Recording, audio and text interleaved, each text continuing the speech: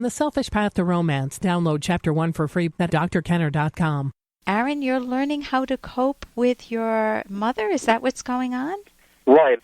Well, I'm an astrophysicist. On simple terms, it's called an astronomer. Okay. And my mother, who is almost 90 years old, is extremely religious, and she still goes door to door trying to convince people to be her religion. Okay, and this is the Jehovah's Witness, I think? Yes. Okay. There's others that also do this, but... Right. Oh, you're still cutting out. I don't know why you're doing that, but I'm going to try to make the best of it. Probably because I'm maybe the people at Zeta Reticuli don't want me to make the call. I don't know what to say. Okay. But I should be. The phone keeps adjusting for where you are. So basically, what is the tension between you and Mom in a nutshell? That the universe is so immense. Yeah. Our galaxy is compared to the dot of a lowercase I on the map of the United States compared to the Milky Way galaxy. That dot on a lowercase I would be the Earth. Yeah. The map of the United States would be the Milky Way galaxy. Okay. Which consists of about 100 billion stars. I want to get to the personal part of it. The universe is immense, so what follows from that in your relationship with your mother? To explain to my mother that there is more in creation than just one planet. Would God or Jesus or Moses... At the age of 90, you being a scientist, what are the chances that your mother is going to change lifelong premises that she has woven her life in very fine silk around? What are the chances that you are going to reach her mind?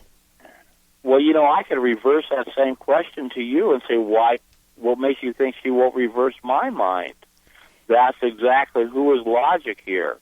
Is it logic being stuck in one way and not being willing to expand your mind and horizon? So, Aaron, let me see if I get you correctly.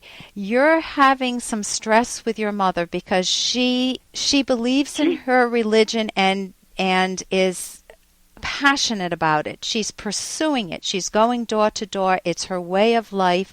It's her habitual mode of being. It's what she has chosen. And you're coming in and you're trying to convince her that the world is bigger, that there's a bigger universe. And are you running into conflict with her, or is she agreeing with you? Or I'm not getting the personal conflict that's going on. This is a 24-hour-a-day, 7 or 8 day a week conversation. My mother doesn't have any hobbies, doesn't knit, doesn't play computer games. Yeah. This is it. There's no news, no talk of news, no knowledge of Dr. Kenner whatsoever, who I've listened to, by the way, for years. Okay. And so what? I always had deep respect for your opinions, and this is just very, very hard for a scientist or someone that works within the scientific field to try to relate to his mother who gave birth to me, that there is a much larger scope than, Dr. Kenner, we could take this as far as North Korea and the North Koreans all being brainwashed, which basically they are because they love leader El Sam Kim Il. Let me sum up what I'm hearing at this point, because I definitely want to give you my take on it. And let me interject one. Can I interject one thing before you do that? I love my mother dearly. Yeah. I wish my mother had more to talk about than just, God destroying the earth. Hey, I got to interrupt this because we've got to pay some bills. 30 seconds, that's it. A very quick ad, and then Alan will be back. Romance. I wish I knew more about what girls want from a relationship. Boy, I wish I knew more about what I want. Where's that ad I saw? Here it is. The Selfish Path to Romance, a serious romance guidebook. Download Chapter 1 for free at selfishromance.com and buy it at amazon.com. The Selfish Path to Romance. That is interesting. I wish my mother had more to talk about than just, God destroying the earth. that can be your passion. And at the age of 90, you only have a limited time to try to have that wonderful breakthrough with your mother. So I can hear that you're driven. I can hear that you really want to have a moment when your mother recognizes the value of you being the scientist, and that maybe she would question her own ideas. If you could connect with your mother, I understand she doesn't knit, she doesn't play golf, she doesn't read the paper. I understand that she doesn't have any other hobbies. So I understand that. I would like to say, if you could connect with your mother in a different way, if you guys gardened, then leave the religion out of it. Leave the philosophical discussion out of it, and try to connect with her on something that you once had together. Maybe there was a hobby way back when in your childhood that you enjoyed with her. Maybe it was just playing cards. But try to find something that would give you both some joy with each other. If she starts to talk religion, you could have a conversation about that and say, Mom, I love you dearly, and we can agree that we see things differently in this area, and what I would like to do is to not go that route because we both feel stressed when we go there. And let's do some gardening, or let's go out and watch a movie if she would like a movie or something, but find a good movie that's not about God. Watch Singing in the Rain. You can tell how old I am. Well, Singing in the Rain, I think, is going to be a little hard to find. And, of course, listening to the conversation that you gave back to me, I can tell that you know very, very little about this religion. Movies are a tool of the devil, television is a tool of the devil, and probably radio is a tool of the devil. Okay. Playing cards are a tool of the devil, so and human is the game of chess. Yeah, and okay. So is the game. So it's very hard. Yes, your mother is in a prison that she chose and wove even deeper. Human values are, what did you call it, something of the devil?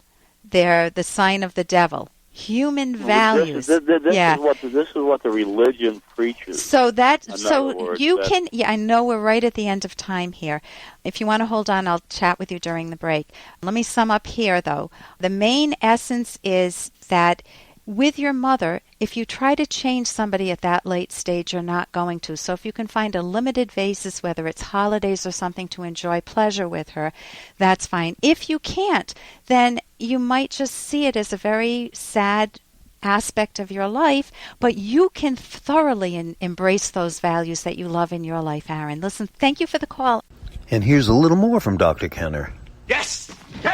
I'm going to be an actor. Ever since I can remember, I wanted to try this. I even tried to go to summer stock auditions last year, but of course my father wouldn't let me. For the first time in my whole life, I know what I want to do. And for the first time, I'm going to do it! Whether my father wants me to or not. Carpe diem! And that is from Dead Poets Society. When have you felt that in your life? When have you identified your true passion? Hopefully it's a rational one, not gambling or whatnot, but a rational career path for yourself that's reasonable, and you can feel it. You can feel it through your whole body, and you let yourself express it, and then you realize that what stands in your way are your parents, or people telling you that you don't own your own life. How do you go after your own goals? How do you pursue your dreams and not end up like so many people who feel like they're rusting in their jobs? They go through the motions, but it wasn't their dream, or they're in the wrong career. It may be challenging, but it wasn't what they quite wanted, and they did it because it made mom or dad happy. You don't want to make that mistake, and you also don't want to end up the way I don't know if you saw Dead Poets Society, but you don't want to go that route either. You want to preserve your happiness long range. And that's my show, The Rational Basis of Happiness. I'm Dr. Ellen Kenner, a clinical psychologist. For more Dr. Kenner podcast, go to drkenner.com and please listen to this ad. Here's an excerpt from The Selfish Path to Romance, the Serious Romance Guidebook by clinical psychologist Dr. Ellen Kenner and Dr. Edwin Locke. Even though you may already understand a lot about your partner, knowing him or her is a continuous learning process that takes years. Here are some aspects of your partner you'll want to find out about. What are your partner's intellectual interests? What does your partner like to discuss, learn, read, and think about? What hobbies and sports does your partner enjoy and why? What types of art or recreational pursuits does your partner like and why? Asking why helps you and your partner define some of your core values. What are your partner's favorite and least favorite foods and drinks? What is your partner's personal style? Do you know his or her favorite color, style of clothing, and decorating preferences? You can download Chapter 1 for free by going to drkenner.com, and you can buy the book at amazon.com.